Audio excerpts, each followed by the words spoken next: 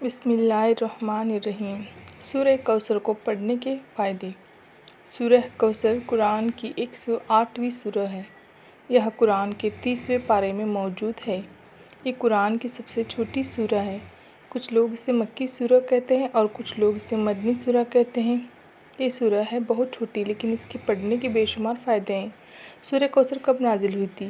یہ سورہ تب نازل ہوئی تھی جب ہمارے پیارے نبی حضرت محمد مصطفیٰ صلی اللہ علیہ وسلم بہت برے دور سے گزر رہے تھے۔ اس وقت مسلمانوں پر بہت ظلم ہو رہے تھے اور مسلمانوں کی تعداد بھی بہت کم ہو گئی تھی۔ اس کے علاوہ جب ہمارے پیارے نبی کی دینوں اولادوں کی موت ہو گئی تھی تب کسی دشمن نے پیارے نبی کو کہا تھا کہ اب تمہارے کوئی اولاد نہیں بچے گی۔ دشمنوں نے حضرت محمد مصطفیٰ صلی اللہ علیہ وسلم کو کہا تھا کہ اسلام کو آگے بڑھانے کے لیے تمہاری نسلیں ختم ہو چکی ہیں، اب تمہارا کوئی ونش نہیں بچا ہے، کیونکہ پیارے نبی کے دونوں بیٹوں کی موت ہو چکی تھی۔ اس وقت ہمارے پیارے نبی کی 2 سے 3 بیٹیاں بھی تھیں لیکن اس وقت بیٹوں کو ہی ونش چلانے والا مانا جاتا تھا۔ دشمن نے آپ کا بہت مذاق بنایا۔ ایسے برے اور مشکل وقت میں اللہ نے سورہ کوثر کو نازل کیا۔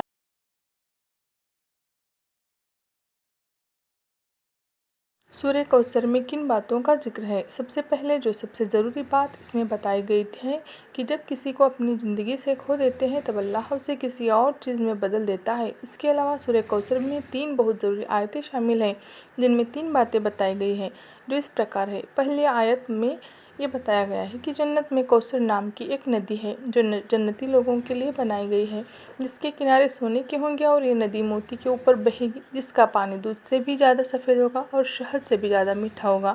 یہ ندی کا پانی سبھی جنتی لوگوں کے لیے ہوگی جو ہر روز اس کا پانی پی سکیں گے۔ دوسری آیت میں یہ بتایا گیا ہے کہ ہمیں ہمیشہ اللہ سے دعا کرنا چاہیے اور اسی کے لیے ہمیں اپنی ساری چیزیں قربان کر دینا چاہیے، چاہے وہ وقت ہو یا دولت، سب کچھ اللہ کے لیے ہی کرنا چاہیے۔ اس سے یہ مطلب ہے کہ جب آپ کی ہر چیز اللہ پر قربان کرتے ہو تب اللہ آپ کو اور زیادہ دیتا ہے۔ اس آیت میں اللہ نے پیارے نبی کو اونٹ کی قربانی کرنے کا بھی حکم دیا تھا۔ اس وقت اونٹ کی قربانی اپنی دولت قربان کرنے جیسا تھا۔ تیسری آیت میں یہ بتایا گیا ہے کہ پیارے نبی کے سارے دشمنوں کو کاٹ دیا گیا تھا۔ کہنے کو مطلب اللہ اس سورہ میں بتایا ہے پیارے نبی کے سارے دشمن کو کاٹ دیے گئے۔ سورہ کوثر پڑھنے کے کیا فائدے ہیں؟ ایک، جن لوگوں کی کمائی کم ہے یا ان کے پاس کمائی کے زیادہ سادھن نہیں ہیں ان کو سورہ کوثر پابندی سے پڑھنا چاہیے۔ انشاءاللہ اس کی برکت سے کمائی سے راستے کھل جائیں گے۔ نمبر 2، جن کی اولادیں جنم کے بعد ہی مر جاتی ہیں یا زیادہ وقت تک زندہ نہیں رہتی انہیں سورہ کوثر پڑھنا چاہیے، جس کی فضیلت سے اللہ انہیں لمبی زندگی عطا فرمائے گا۔ نمبر 3، جو شخص پابندی سے اس سورہ کو پڑھے گا اس کے قیامت کے دن جنت کی کوثر نہر کا پانی پینے کو ملے گا۔ نمبر 4، اپنے دشمنوں سے ہر وقت حفاظت کے لیے سورہ کوثر پڑھنا چاہیے، جس سے دشمنوں سے ہر وقت حفاظت رہے گی اور آپ محفوظ رہیں گے۔ نمبر 5، کوثر کی برکت سے آپ ہر طرح کی بیماری سے محفوظ رہیں گے۔ اگر پہلے سے کوئی بیماری ہوگی وہ بھی اس سورہ کی برکت سے ختم ہو جائے گی۔ نمبر 6، سورہ کوثر پابندی سے پڑھنے والے شخص کی ہر مراد پوری ہوتی ہے، اس لیے ہر مراد کو پوری کرنے کے لیے سورہ کوثر پڑھے۔ نمبر 7، اگر کسی کی شادی میں رکاوٹ آ رہی ہے یا رشتہ ہوتے ہوتے ٹوٹ ہو رہے ہیں تو چاہیے کہ سورہ کوثر ہر عشاء کی نماز کے بعد پابندی سے پڑھے، جس سے رشتوں میں آ رہی رکاوٹ سے چھٹکارا ملے گا۔ نمبر 8، اگر کسی کی یادداشت کمزور ہے یعنی اسے کچھ یاد نہیں رہتا تو اس سورہ کو ضرور پڑھنا چاہیے، جس سے اس کی دماغی حالت میں سدھار ہوگا اور یادداشت مضبوط ہوگی۔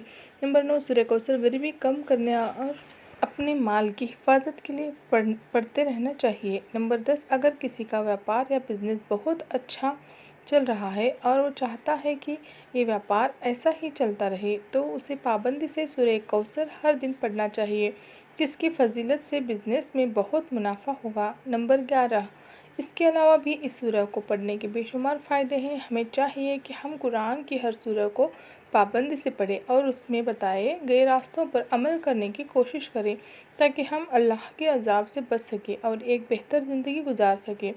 سورہ کوثر کب پڑھنا چاہیے؟ بہت سے لوگ سوچتے ہیں کہ اس سورہ کو پڑھنے کا سب سے اچھا وقت کون سا ہے۔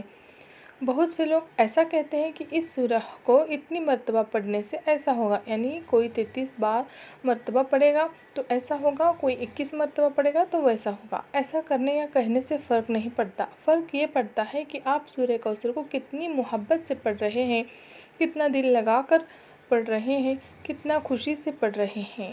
اگر آپ صرف کسی کے کہنے پر سورہ کوثر کو 21 یا 33 مرتبہ پڑھ کر اس کام سے نپٹنے کا سوچتے ہیں تو وہ غلط ہے۔ آپ سورہ کوثر کو جتنا دل سے پڑھیں گے اور اللہ سے دعا مانگو گے تو اللہ آپ کی دعا کو ضرور سنے گا۔ پھر بھی ہم آپ کو بتا دیتے ہیں کہ اس سورہ کو پڑھنے کا سب سے بہتر وقت کون سا ہے۔ سورہ کوثر کو آپ کوشش کریں کہ فجر کی نماز کے بعد پابندی سے جتنا مرتبہ آپ پڑھنا چاہے پڑھیں، کیونکہ اس وقت پر آپ کا دل اور دماغ بہت شانت رہتا ہے اور آپ کا دھیان صرف اللہ کی عبادت کی طرف ہی رہتا ہے۔ باقی آپ عشاء کی نماز کے بعد بھی اسے پڑھ سکتے ہیں، کیونکہ عشاء کے وقت بھی آپ ہر کام سے فری ہو جاتے ہیں اور سونے سے پہلے اللہ کی عبادت کر کے سوتے ہیں۔ پھر بھی آپ کو جب وقت ملے آپ اس سورہ کا ذکر